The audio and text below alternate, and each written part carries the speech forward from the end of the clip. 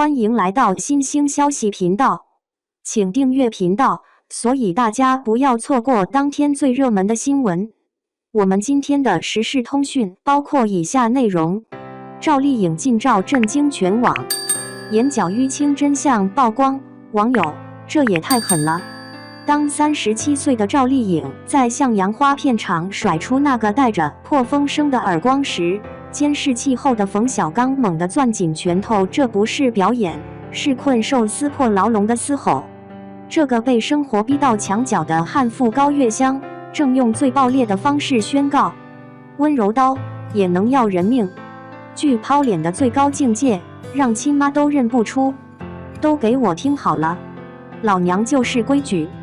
为给失聪女儿凑20万耳蜗手术费盗窃入狱的他，在淋浴间被扒光衣服搜身时，突然抱起揪住对方头发，要搜是吧？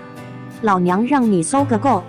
这个角色狠得让人脊背发凉。被诬陷偷钱时，他当众扯开衣襟冷笑：来啊，看看是你们眼瞎还是我心黑。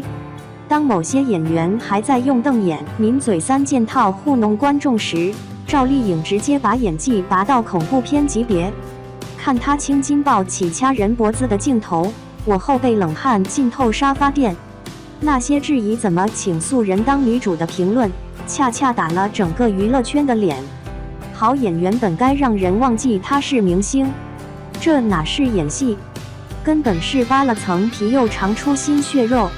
赵丽颖带着高原红的脸蛋，开裂的嘴唇，是对观众最大的尊重。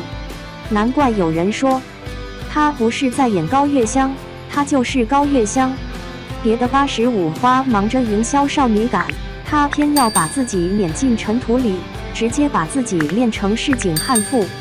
那些笑话她土气的人，恐怕忘了，真正的演员从来不需要滤镜护体。拼命2字贯穿她整个18年。如果说赵丽颖的成功是一场奇迹，那么这场奇迹背后的真相，只有她自己知道有多难。谁还记得刚入行时，她是被人嘲笑的土圆脸？镜头切回2006年横店，19岁的赵丽颖攥着群眼正蹲在宫墙根下啃馒头，副导演指着她圆脸嗤笑，这种丫鬟脸还想演女主？她硬是把羞辱腌成燃料7年龙套生涯。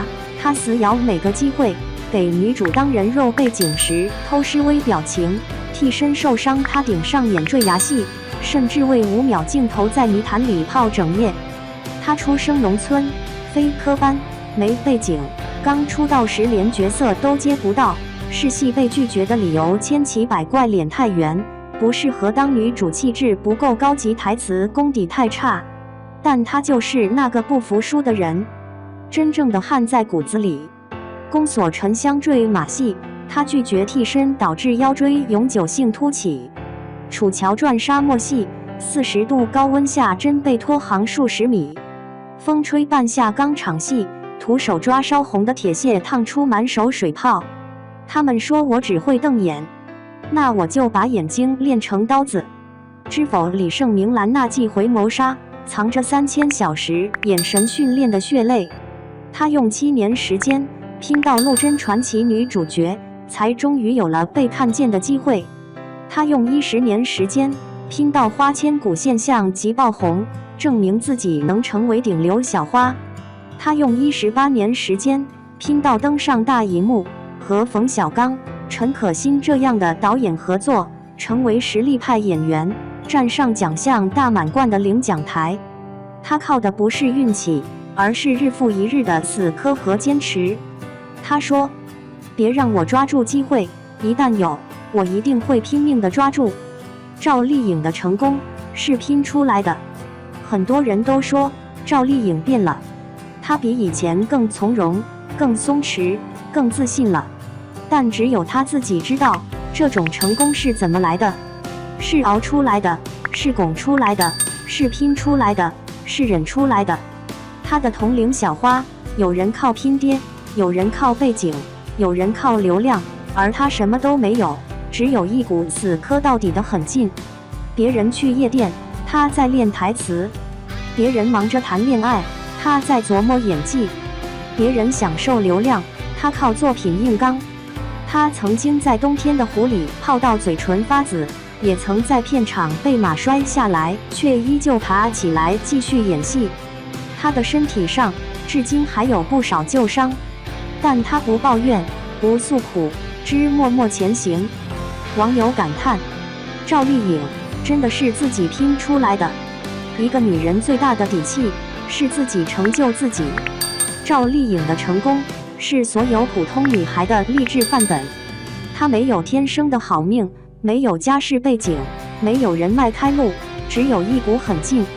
她没有被流言蜚语打倒，没有被标签束缚，没有因一时的低谷而止步不前。她从土丫头逆袭成85花演技派，她从拼命三娘蜕变成大女主，她用18年的时间活成了自己最好的样子。这世界没有无缘无故的成功，所有光鲜亮丽的背后都是拼尽全力的死磕。所以不管你现在几岁，不管你正处于人生的哪个阶段，不管你有没有背景，请记住，任何时候都别放弃自己。赵丽颖值得，所有努力的女人都值得。2.